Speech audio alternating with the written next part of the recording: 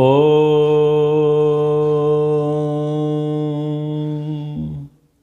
सहनाववतु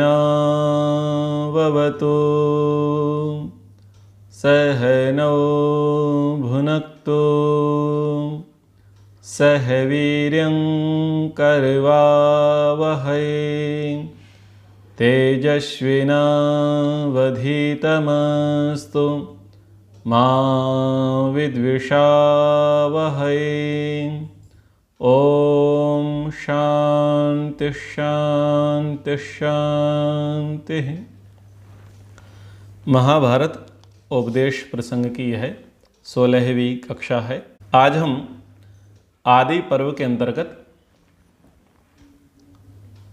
2 प्रसंगों को समझने का प्रयास करेंगे। पहला प्रसंग है कि जीवन में पुरोहित की आवश्यकता क्यों पड़ती है। दूसरा ये है कि अर्जुन के द्वारा जब चित्ररथ से युद्ध हुआ तो उन्होंने चाक्षुषी विद्या को प्रदान किया। वो चाक्षुषी विद्या क्या थी? पिछले प्रसंग में आपने देखा कि हिडिंबा का विवाह भीम के साथ हो गया है। ये वन में गुप्त रूप से वास करते हैं, विचरण करते हैं। बीच बीच में जो तीर्थाटन करते हैं, देशाटन करते हैं, ऐसे ब्राह्मणों का आवागमन भी होता रहता है। महाभारत में और रामायण में जो वनवास के प्रसंग आए हैं उसमें ब्राह्मणों की उपस्थिति की चर्चा आई है कि तीर्थाटन करते हुए, देशाटन करते हुए ब्राह्मण लोग आए हैं, ऋषि लोग आए हैं या उनसे भेंट हुई है।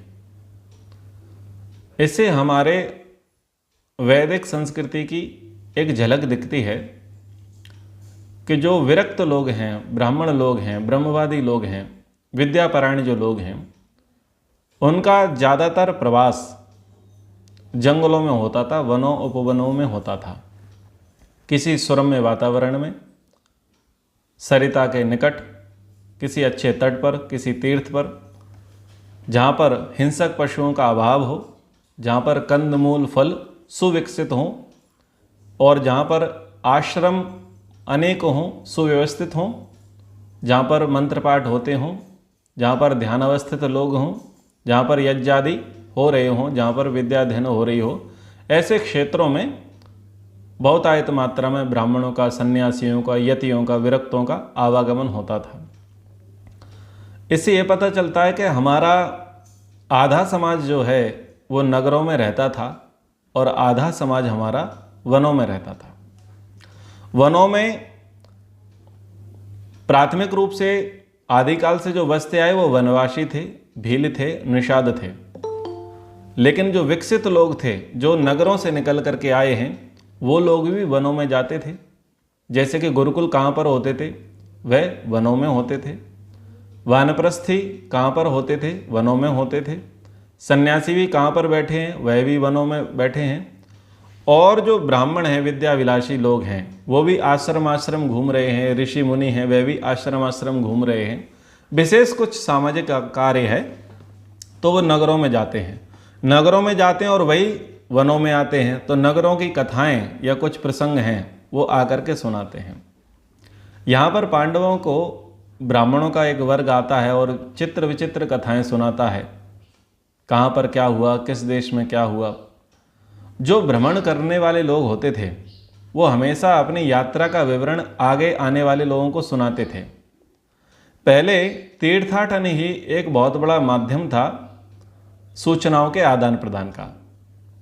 हमारे भारतीय समाज में अगर हम 30 वर्ष पूर्व चले जाएं तो एक परंपरा होती थी कि जब लोग तीर्थ यात्रा करने जाते थे तो सब लोग उनसे मिलने आते थे। और जो लोग पहले तीर्थ यात्रा कर चुके हैं वो सावधानियां बताते थे कि आप यहाँ इस तीर्थ पर, इस मार्ग पर जाएंगे तो हमारे खट्टे और मीठे अनुभव इस प्रकार से रहे, आप थोड़ा यहाँ पर ध्यान देना। और यहाँ पर आपको ये विशेष वस्तु मिलेगी, विशेष व्यक्ति मिलेगा, तो आप उससे लाभ अवश्य लेना। अथवा हमारे द्वारा किसी को लाभ पहुँचाना शेष रह गया था तो क्या तुम इतना काम करोगे कि उसको ये लाभ पहुँचा दोगे? ये बहुत बड़ी बात है। जैसे मनी ऑर्डर, पैसा देना, कपड़े देना, अन्न देना, बोले उसने हमें दिया था और हमने उसे वापस नहीं किया है, तो तुम जाओ तो जरा उनको दे देना। ये परंपराएं चलती थीं। और जब व्यक्ति तीर्थ से लौट करके आता था तो पूरे गांव के पूरे सगे संबंधी लोग आकर के मिलते थे, और ये जो मेल जोल है 1 सप्ताह 2 सप्ताह 3 सप्ताह तक चलता था, और वह सबको अपनी यात्रा वृतांत बताते थे। जो पुराने लोग थे वो हमेशा अपने साथ डायरी रखा करते थे, और डायरी में अपनी यात्रा वृतांत रखते थे, कौन से मंदिर की दूरी कितनी है, वहाँ पर वो कैसा बना हुआ है, कैसे उनके अनुभव रहे, यात्रा वृतांत लिखते थे। इससे क्या होता था, भारत के चारों तरफ की सीमाओं का दर्शन हो जाता था। चारों जो कोने हैं, अलग अलग कल्चर है, उन सब का दर्शन हो जाता था। कहाँ पर कैसा मौसम है, कैसा खाना पीना है, सारी चीज़ें हैं। ये चीज़ें बहुत समय से हमारे यहाँ चलती आई हैं। और ब्राह्मण जो यहाँ पर वन पर्व के अंतर्गत आपको आगे दिखाई देंगे, यहाँ आदि पर्व में ब्राह्मण आपको देखने को मिले हैं। फिर आप रामायण के प्रसंग को देखेंगे तो वहाँ पर भी कुछ ब्राह्मण आए हैं। तो ये सब तीर्थाटन कर रहे हैं और सूचनाएं इनके पास लगी रहती हैं।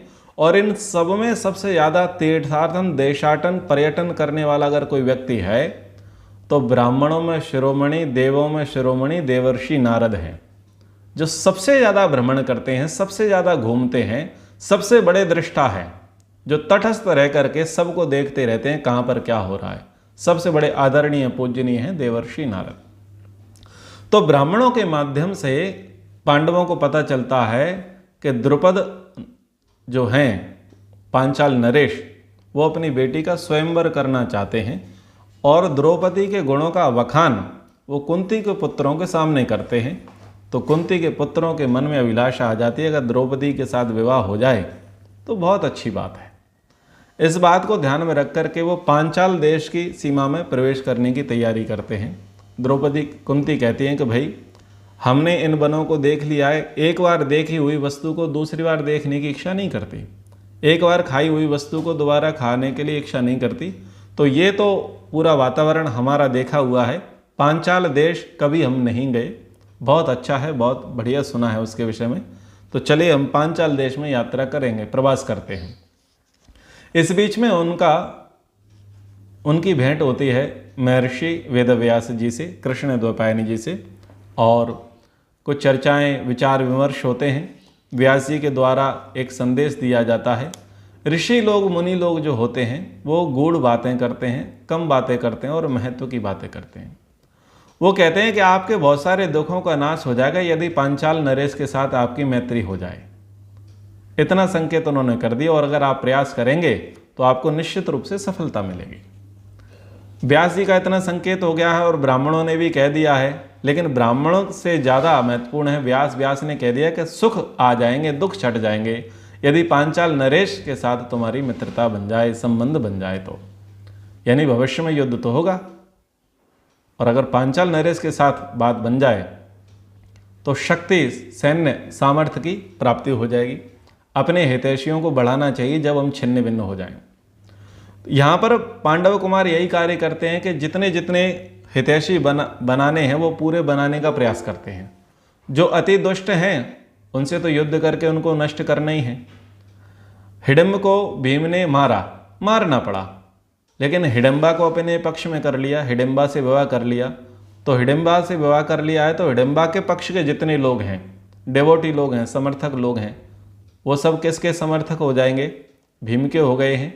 आगे जाकर के आप सुनते ही हैं कि घटोत्कच किसके पक्ष में जाकर के युद्ध लड़ता है, किनके साथ लड़ता है?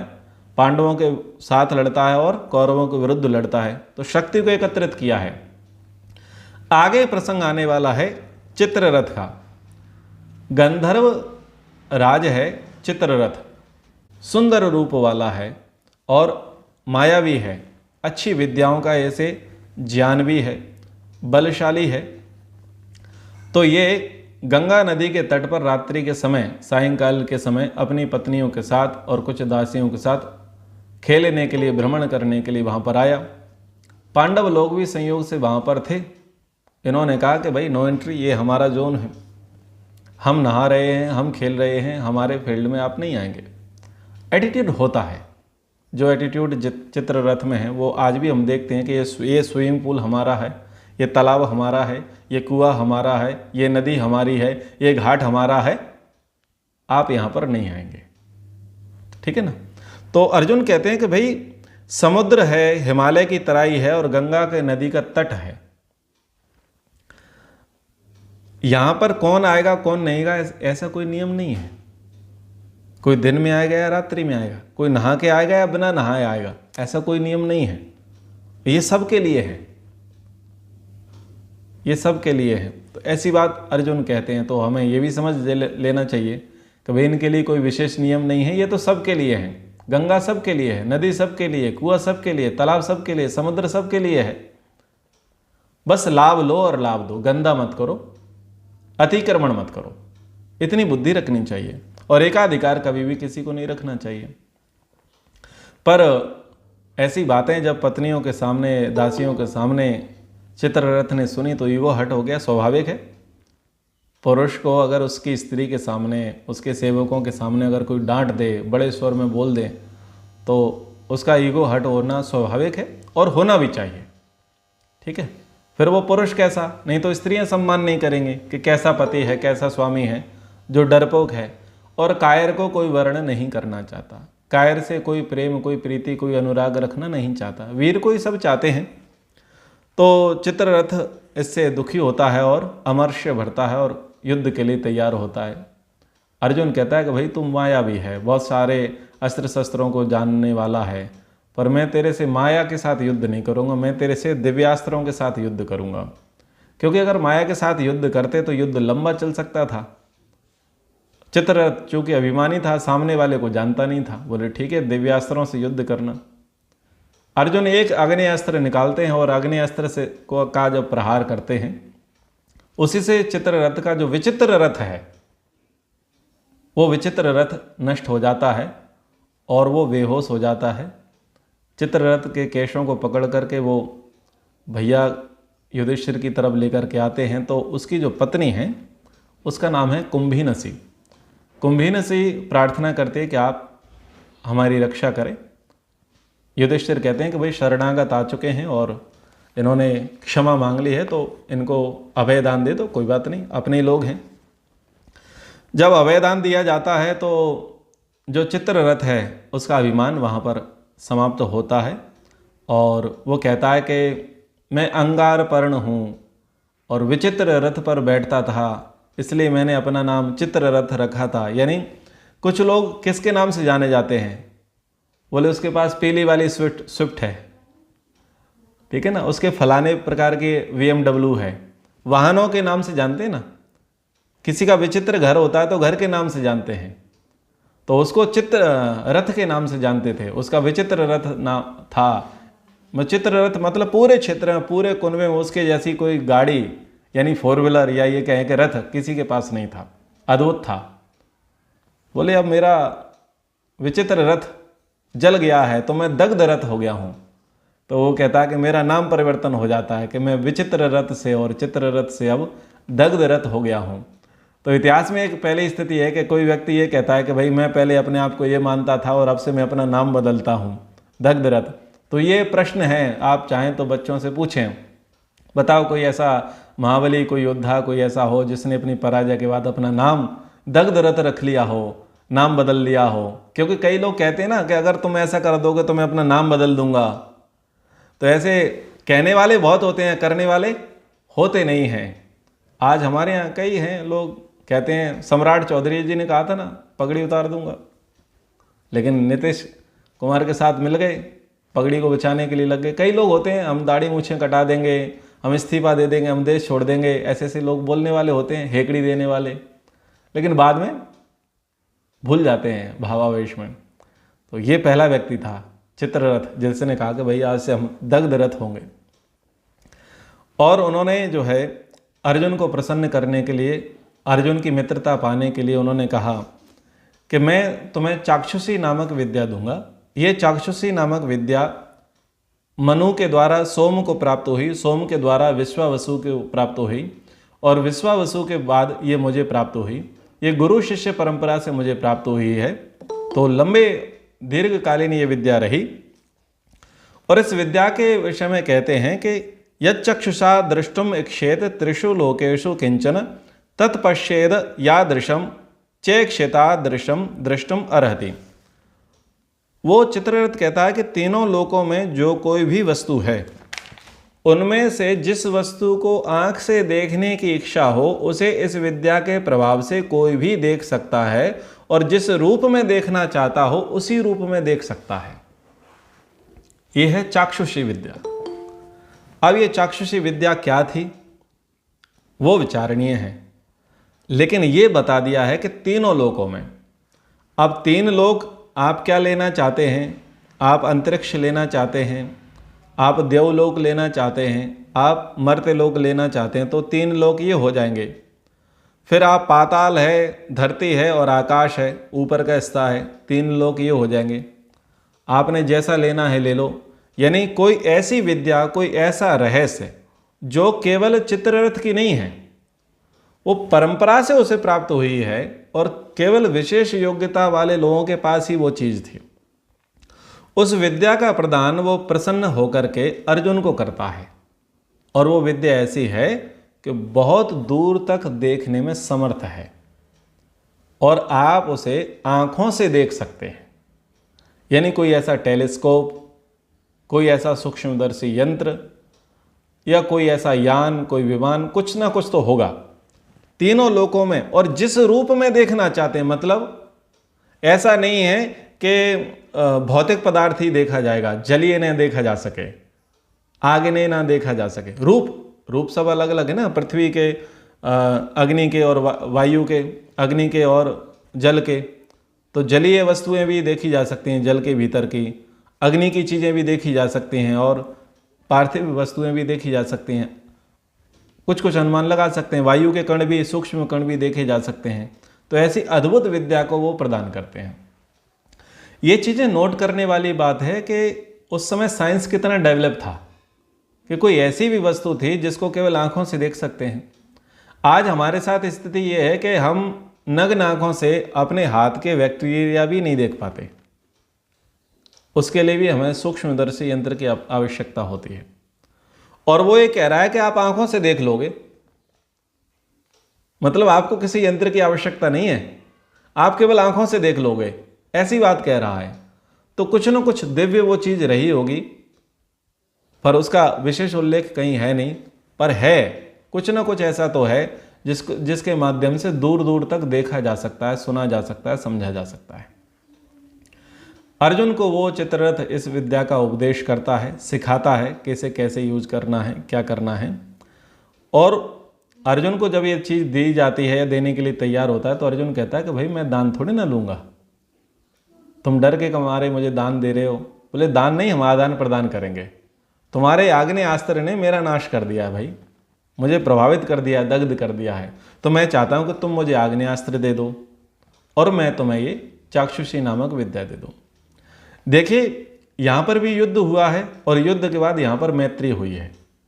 इससे पहले भी एक युद्ध हुआ है और उसमें भी मैत्री हुई है, और वो युद्ध किसके बीच हुआ है? द्रुपद और द्रोणाचार्य शिष्य के बीच में। तो कई जगह पर युद्ध हुए हैं, महाभारत में कहें या रामायण में कहें या हमारे भारतीय इतिहास में कहें। युद्ध तीन बड़े कारणों से होते आए हैं। पहला कारण है गाय, दूसरा कारण है स्त्री, और तीसरा कारण है राज्य। इन तीन बड़े कारणों से अधिकतर युद्ध होते चले आए हैं, और जो छोटे मोटे कारण हैं वो है अहंकार, अभिमान आदि आदि। किसी को कुछ बात बुरी लग गई है, ठेस लग गई है, तो जैसे बुरा लग गया था द्रोणाचार्य को, बुरा लग गया चित्ररथ को, कई लोगों को बुरा लग गया है, कई लोग अमर्ष में भर पड़े हैं। पर सामने वाले का सामर्थ्य देख करके, शक्ति बाहुबल देख करके, उस श्रेष्ठता को देख करके व्यक्ति का खून ठंडा पड़ जाता है, हौसले पस्त हो जाते हैं, और वो सोच लेता है कि भाई ये तो अच्छे लोग हैं और हमारा अभिमान भी खत्म हो गया, तो मित्रता कर लो, शत्रुता करने में लाभ नहीं है। लेकिन बड़े बड़े मामलों में, स्त्री के मामले में, गऊ के मामले में और राज्यों के मामले में मित्रताएं कम हुई हैं। मित्रता के लिए प्रयास कराए गए हैं, संधि के प्रयास किए गए हैं अंतिम रूप से। स्त्री के मामले में जब युद्ध हुआ राजा राम और रावण का, तो उसमें भी मित्रता और संधि की बात आई थी कि भाई सीता जी को सप्रेम वापस कर दो, बहुत सारे बच्चे मर चुके हैं, परिवारों का नाश हो चुका है, शक्ति सामर्थ्य सैन्य बल का नाश हो चुका है, इतना हो गया, पर्याप्त है, समझ में आ गया है, तो मरने से बचो, अंत होने से बचो। पर कई जगह पर संधि नहीं हो सकी, मित्रताएं नहीं हो सकी, वहाँ पर तो मारा ही गया है। और कई जगह पर फिर स्थिति ये बनी कि वो परंपरागत रूप से वो शत्रुताएं चलती चली आईं। पर ऐसी भी शत्रुताएं देखने को मिली हैं कि शत्रु पहले किसी कारण से शत्रु बना, युद्ध किया, और शत्रुता के बाद वो मित्र बन गए। जहाँ पर द्वेष रहा, बैर रहा, वहाँ पर शत्रुता रही, और शत्रुता के बाद युद्ध हुए, और युद्ध के बाद मैत्री के भाव बहुत कम हुए। लेकिन जहाँ पर क्रोध रहा, अभिमान अहंकार रहा, वहाँ पर शत्रुता हुई, शत्रुता के बाद युद्ध हुआ, और युद्ध के बाद मित्रता हुई है, सरेंडर हुआ है। तो द्वेष ज़्यादा घातक है, वैर ईर्ष्या ज़्यादा घातक है क्रोध की अपेक्षा।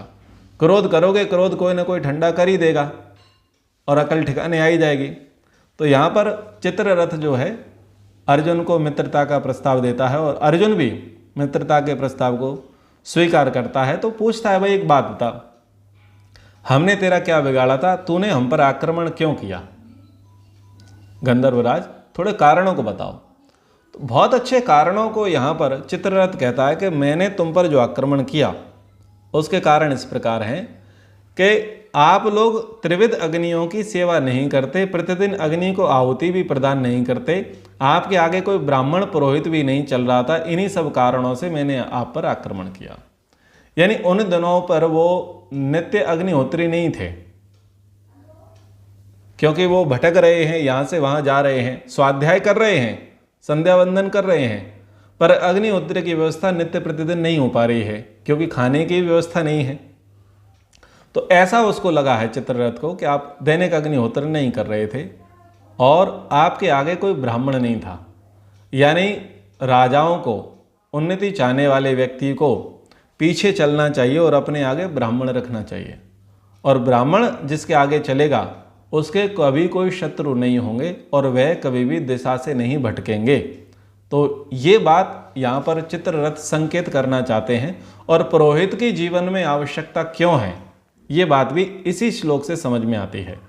आगे और दो कारण हैं। दूसरा कारण ये कहता है कि भाई आपने हमारे जो स्त्रियां हैं, दासियां हैं, उनके सामने आपने हमें ललकारा, तो स्वाभाविक है हमें क्रोध करना ही था। और तीसरा ये है कि मुझे आवेश आ गया, रात्रि का समय था, रात्रि में हम लोगों का थोड़ा बल और क्रोध यानी तमोगुण का प्रभाव थोड़ा बढ़ जाता है, तो क्रोध आ गया। और तुम मुझसे क्यों जीते हो उसका मैं कारण बता देता हूं, क्योंकि तुम ब्रह्मचर्य का पालन कर रहे हो। अगर कोई कामासक्त व्यक्ति होता, गृहस्थ व्यक्ति होता, यानी जो ब्रह्मचारी ना होता, तो वो तो मेरे हाथों मारा जाता। तो ब्रह्मचर्य बल की प्रशंसा भी एक प्रकार से चित्ररथ ने कर दी कि तुम ब्रह्मचारी थे, तेजस्वी थे, वीरवान थे, इसी कारण से मुझसे लड़ सके, और तुम पर वो तेज अभी भी बना हुआ है, तुम थके नहीं हो। अच्छा, इसकी चर्चा कर्ण भी करते हैं। जब कर्ण के साथ युद्ध होता है यहाँ पर महाभारत के द्रौपदी स्वयंवर के प्रसंग में, तो कर्ण अर्जुन के चेहरे पर जो तेज है, ब्रह्म तेज जिसे कह रहे हैं, ब्रह्मचर्य का जो तेज है, उस तेज से प्रभावित हो जाते हैं और उसको नतमस्तक हो जाते हैं। यानी उन दिनों वो कमजोर नहीं हुए, कृश नहीं हुए। ये दो प्रसंग हैं जो शिक्षा के लिए बहुत अच्छे हैं। पहला प्रसंग है कि लाक्षागृह से वो सकुशल बाहर निकले हैं और अज्ञातवास में घूम रहे हैं। और दूसरा प्रसंग आएगा 13 वर्ष का वनवास। पांडवों से शिक्षा लेनी चाहिए कि जब हमारे जीवन में वनवास आए तो हम कभी कमजोर ना पड़े, और हम ईर्ष्या द्वेष से भरे होकर के कृश कमजोर ना बन जाएं। जब हमारे जीवन में निर्वासन का दौर हो, उपेक्षा का दौर हो, हम परिवार से दूर हो गए हों या दूर कर दिया हो, हम राजनीति से दूर हो गए हों या दूर कर दिया गया हो, हम जॉब से दूर हो गए हों या दूर कर दिया गया हो, तो हम ब्रह्मचर्य का पालन करें, साधना करें, स्वाध्याय करें, गुरुओं के प्रति समर्पित रहें, और प्राणायाम करें, और व्यायाम करें, और पॉजिटिव रहें। ये आज की यूथ के लिए बहुत महत्वपूर्ण है। आजकल क्या है, प्रॉपर्टी हाथ से चली जाती है, बंटवारे की समस्या होती है, अन्य लोग शराब पीना शुरू कर देते हैं, सिगरेट पीना शुरू कर देते हैं, बीड़ी पीना शुरू कर देते हैं, चरस अफीम का प्रयोग करना शुरू कर देते हैं, अपनी दिनचर्या बिगाड़ लेते हैं। किसी के साथ प्रेम प्रसंग था, उसने मना कर दिया या उससे विवाह नहीं हो सका अथवा उसका किसी और के साथ अफेयर हुआ, तो ये हारे हुए आशिक फिर ये चरस, गांजा, सुल्फा, भांग फूकना शुरू कर देते हैं। अरे पांडवों से शिक्षा लो कि उनसे तो राज्य छिन गया है और मृत्यु का भय लगा हुआ है, अगर पता चल गया तो मारे जाएंगे, इतना भय है। लेकिन उनके चेहरे पर ब्रह्म तेज है। वो इसको भी जानते हैं कि हमारी क्या दुर्दशा है, लेकिन वो अपने आप को कमजोर नहीं बना रहे। उन्होंने अपने आप को बलवान बनाया है, अपने आप को तराशा है और उन्होंने हार नहीं मानी है। ये बात बहुत महत्वपूर्ण है और ये प्रेरणा की दृष्टि से बड़ी अच्छी है कि जब आपके जीवन में वनवास का दौर हो, निर्वासन का दौर हो, उपेक्षा का दौर हो, या आप लोक पिक्चर से गायब हो, फ्रेम से गायब हो, सोशल मीडिया से आप गायब हो, या आपके विषय में नगर में रूमर्स फैलाए जा रहे हों, आपके कॉलेज में, आपके परिवार में, आपके जॉब प्रोफेशन में, गवर्नमेंट महकमे में, जब आपके खिलाफ नैरेटिव सेट किए जा रहे हों, आपको नीचा दिखाने का प्रयास किया जा रहा हो, आपको भगोड़ा सिद्ध करने का प्रयास किया जा रहा हो, और तब आप एकाकी जीवन जी रहे हो, तो आप डिप्रेशन में ना रहें। और डिप्रेशन से निकलने का यही तरीका है कि आप स्वाध्याय करें, साधना करें, ब्राह्मणों की सेवा करें, ब्रह्मचर्य का पालन करें, अच्छी दिनचर्या, अच्छा खान पान रखें और अपने काम को न छोड़ें। आप कंप्यूटर ऑपरेटर हैं, कंप्यूटर की जॉब छूट गई तो कंप्यूटर नहीं छूटना चाहिए। आप यूट्यूबर हैं, ब्लॉगर हैं, कुछ भी करते हैं, लेकिन अगर वो चैनल बैन हो गया है, किसी ने आरोप लगा दिया है, तो आप ब्लॉगिंग करना ना भूलें। अगर आप पढ़ा रहे हैं तो आप पढ़ाना ना छोड़ें। यदि आप नाच रहे हैं तो नाचना ना छोड़ें। यदि आप गा रहे हैं तो गाना ना छोड़ें। यदि आप पॉलिटिशियन हैं तो पॉलिटिक्स को ना छोड़ें। यानी जिस प्रोफेशन से आप निकल गए हैं, निकाल दिए गए हैं, आपको उस प्रोफेशन को छोड़ना नहीं है, बल्कि आपको उस प्रोफेशन को तराशना है। आप लेखक हैं, गायक हैं, पेंटर हैं, जो भी हैं, अगर वो जॉब छूट गई आपसे, तो आप उस कलम को दूर ना रख दें, उस तलवार को दूर ना रख दें, उसमें जंग ना लगाएं। जॉबलेस, होपलेस, ये नहीं होना है, ये नहीं होना है। जबकि आपको अपने आप को तराशना है, अपने आप को मांझना है और बहुत परिपक्व बनाना है। ये शिक्षा पांडवों से मिलती है। और जो व्यक्ति अपने इतिहास से शिक्षा नहीं लेता, फिर इतिहास किस लिए है? इतिहास इसीलिए है कि हम शिक्षा लें। और ये बहुत महत्वपूर्ण बात है। मैं आपसे चाहूँगा कि इतना सा प्रसंग आप काट लें और लोगों को बांट दें, ताकि लोगों को काम आ जाए। तो वो कहते हैं कि आपको पुरोहित होना चाहिए आपके जीवन में। अगर पुरोहित नहीं है तो आपका कुछ भला नहीं हो सकता, आपकी कुछ विशेष उन्नति नहीं हो सकती। तो पुरोहित कैसा होना चाहिए? वेदे षडंगे निरतः शुचया सत्यवादिनः धर्मात्मानः कृतात्मानः स्युः नृपाणां पुरोहितः। कि तुम किसी पुरोहित का वर्ण करो, तुम्हारा पुरोहित नहीं है, तुम्हारे आगे कोई ब्राह्मण नहीं चलता, तुम्हारा कोई नेता नहीं है, कोई विद्या का अधिकारी तुम्हारा मुख्य नहीं है, तुम्हारा कोई गुरु यहाँ पर नहीं है, इसलिए तुम पर आक्रमण हुआ। आक्रमण तो ये भौतिक है, बाहर से किसी के द्वारा आक्रमण कर दिया गया है,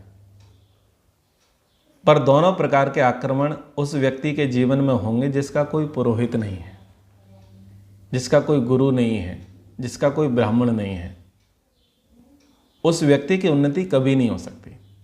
इसलिए अपने जीवन में पुरोहित होना चाहिए, ब्राह्मण होना चाहिए, गुरु होना चाहिए, जो उसका अग्रणी होवे, उसका नेता होवे, उसका दूत होवे, उसका हित चिंतक होवे, उसको साधने वाला हो, उसको तारने वाला हो।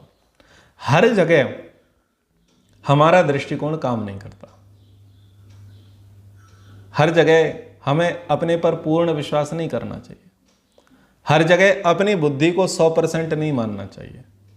माना कि है, लेकिन फिर भी पुरोहित है जो दूसरे का हित करने वाला है, फिर भी ब्राह्मण है दूसरे का हित करने वाला, फिर भी गुरु है, दूसरे का हित करने वाला, ये वो है जिससे आप क्रॉस चेक कर सकते हैं। ये वो है जो आपको आईना दिखा सकता है। ये वो है जो बता सकता है कि तुम जो सोच रहे हो वो कितना सही है, तुम जो कर रहे हो वो कितना सही है। उसके अलावा कोई ऐसा है ही नहीं जो ये बता सके कि तुम राइट वे में जा रहे हो या रॉन्ग वे में जा रहे हो। इसलिए जीवन में पुरोहित होना चाहिए। तो उन्होंने कहा कि तुम्हारा जो पुरोहित है, चूंकि तुम राजा बनने वाले हो, राजा होना चाहते हो, तो 6 अंगों को वो पढ़ा हुआ होवे, वेद के स्वाध्याय में तत्पर हो। ऐसा ना हो कि वो गुरुकुल का स्नातक है लेकिन आजकल स्टडी नहीं करता। स्वाध्याय में तत्पर, निरंतरता के साथ वो स्वाध्याय करता हो, वह सत्यनिष्ठ हो, वह सत्यवादी हो, धर्मात्मा हो और मन को वश में रखने वाला हो। ऐसे ब्राह्मणों को राजाओं के द्वारा पुरोहित के रूप में वर्ण करना चाहिए। राजा को किसी अप्राप्त वस्तु या धन को प्राप्त करने अथवा उपलब्ध धनादि की रक्षा करने के लिए गुणवान पुरोहित तो बनाना ही चाहिए। अप्राप्त की प्राप्ति, प्राप्ति का रक्षण और रक्षण की वृद्धि के लिए पुरोहित की आवश्यकता है। और संभवतः इसीलिए हमारे भारतीय समाज में हर परिवार में पुरोहित है, हर जाति के लोगों के पुरोहित हैं, सबके कुलगुरु हैं। अब देखिए, अब पांडवों के गुरुओं की चर्चा कर ले गए तो सबसे पहले विद्या गुरु हैं कृपाचार्य, फिर बड़े विद्या गुरु हैं द्रोणाचार्य, और उनके पुरोहित हैं धौम्य, जिनको यहां पर ये अपना पुरोहित वर्ण करते हैं। और सबसे बड़े अगर गुरु हैं इनके तो वो हैं व्यास। सबसे बड़े गुरु हैं, पितामह हैं, वो हैं व्यास। ठीक है। और इन सब में शिरोमणि अगर कोई है, इन सब में बड़ा कोई है तो वह है देवकी नंदन वासुदेव। इन सब में ज्येष्ठ, सब में श्रेष्ठ अगर कोई है तो वो देवकी नंदन वासुदेव है। यानी उसकी सम्मति, उसकी चर्चा, उसका कहना एक तरफ, कृपाचार्य, द्रोणाचार्य, व्यास और धौम्य का कहना एक तरफ। इतना बड़ा बुद्धिमान, राजनीतिक, प्रैक्टिकल व्यक्ति है। ब्राह्मणों में श्रेष्ठ है, बोले मुनियों में श्रेष्ठ है, बोले राजाओं में श्रेष्ठ है, बोले वैश्यों में श्रेष्ठ है, शूद्रों में श्रेष्ठ है, बोले क्षत्रियों में श्रेष्ठ है, धनुर्धरों में श्रेष्ठ है, धर्मवेत्ताओं में श्रेष्ठ है, राजनीति के गुरुओं में श्रेष्ठ है, नीति में श्रेष्ठ है। वो सब विद्याओं में श्रेष्ठ व्यक्ति है जिसको अर्घ दिया जाता है। गुण कर्म स्वभाव में श्रेष्ठ है। बाय प्रोफेशन ब्राह्मण नहीं है, बाय प्रोफेशन वो क्षत्रिय भी नहीं है, बाय प्रोफेशन वो सन्यासी भी नहीं है, बाय प्रोफेशन वो गुरु भी नहीं है, लेकिन किसी से कम नहीं है, किसी से कम नहीं है। मल्टीपर्पज पर्सनालिटी जो है वो कृष्ण है। और वो ऐसे नहीं है कि कुछ कुछ जानते हैं। कई लोग कैसे होते हैं, कृष्ण के ही वंशज होते हैं, वो थोड़ा थोड़ा कारपेंटर भी होते हैं, वो थोड़े थोड़े प्लम्बर भी होते हैं, वो थोड़े थोड़े इलेक्ट्रिशियन भी होते हैं, वो थोड़ा थोड़ा डांस भी कर लेते हैं, थोड़ा थोड़ा पढ़ा भी लेते हैं, थोड़ा थोड़ा मैनेजमेंट भी कर लेते हैं, थोड़ा थोड़ा मंच संचालन भी करते हैं, थोड़ा थोड़ा कर लेते हैं, लेकिन परफेक्ट नहीं है। कृष्ण ऐसे हैं महाभारत के क्षेत्र में। बोलो क्या काम कराना है, क्या दायित्व देना है? सेवा करने में बोले मैं टॉपर हूं, दूतों में बोले मैं टॉपर हूं, उद्यम कराने में मैं टॉपर हूं, शांति कराने में मैं टॉपर हूं, और विद्या के उपदेश में भी मैं टॉपर हूं, राजनीति में भी टॉपर हूं, साठगांठ कराने में भी टॉपर हूं, षड्यंत्र रचने में भी टॉपर हूं, सबके षड्यंत्रों को तोड़ने में भी मैं टॉपर हूं। यानी वो कम नहीं जानते, वो पूरा जानते हैं, विधिवत जानते हैं कृष्ण। तो कहते हैं कि आपको पुरोहित की आवश्यकता है जो समुद्र से घिरी हुई समस्त पृथ्वी पर अपना अधिकार करना चाहे, ऐश्वर्य प्राप्त करना चाहे, उसको हमेशा पुरोहित की आज्ञा के अधीन रहना चाहिए। तो श्रद्धा पूर्वक अपने लिए गुरु का चयन जीवन में होना चाहिए। इसलिए पूर्वज कहे गए कि जिसके नहीं गुरु उसका नहीं जीवन शुरू। जीवन में गुरु आवश्यक है, ब्राह्मण आचार्य आवश्यक है, पुरोहित आवश्यक है, और सोच समझ करके बनाएं। ऐसा नहीं कि साहब पाप लगेगा और हमारा तो कोई भी नहीं है, तो जर्दा खैनी पुड़िया वाला कोई भी गणेश जी वाला, बड़े पेट वाला कोई भी आकर के पकड़ लिया, बोले हमारे श्री श्री परम पूज्य धर्म धुरंधर श्री श्री 1008, ऐसे नहीं करना। धर्मात्मा हो, धार्मिक हो, विद्वान हो, सदाचारी हो, नितिज्ञ हो, सब चीज़ों को जानता हो, गृहस्थ को जानता हो, वानप्रस्थ, संन्यास, ब्रह्मचर्य, ब्राह्मण, क्षत्रिय, वैश्य, शूद्र, सबके धर्मों को, व्यवहारों को जानता हो, बहुत सारी परिस्थितियों का जैसे ज्ञान हो, ऐसे बुद्धिमान, नितिज्ञ, मेधावी, सत्यवादी व्यक्ति को अपना गुरु, आचार्य और पुरोहित या ब्राह्मण उसका वर्ण करना चाहिए। तो वो लोग उत्कोचक तीर्थ में महर्षि देवल के जो छोटे भाई हैं उनका नाम है धौम्य, और धौम्य ऋषि के पास वो सब जाते हैं और उनको पुरोहित के रूप में वर्ण करते हैं, और इस प्रकार से धौम्य जो है इनके पुरोहित बनते हैं, और धौम्य के नेतृत्व में आगे इनका जीवन चलता है। तो यहाँ तक का प्रसंग हो गया है। अब आगे हम प्रसंग चलाएंगे पांचाल देश का, द्रौपदी कुमारी द्रौपदी का, उनके स्वयंवर का प्रसंग और विवाह के प्रसंग को हम समझेंगे। अब समय के अनुसार कक्षा को विराम करते हैं। एक बार ओम का उच्चारण। ओम